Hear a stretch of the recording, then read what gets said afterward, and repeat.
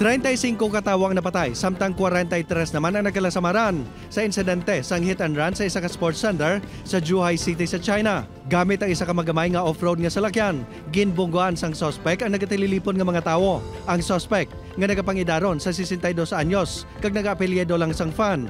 Ang ginpabulong man sa ospital matapos ginpilasan man ang iyaliog gamit ang kutsilyo.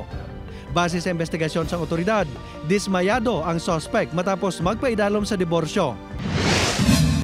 Wala makahugpa sa airport sa kapital sang Pungsod Haiti nga Port-au-Prince ang isa ka pasahero nga eroplano matapos ginpalukpan kag naigo sang bala.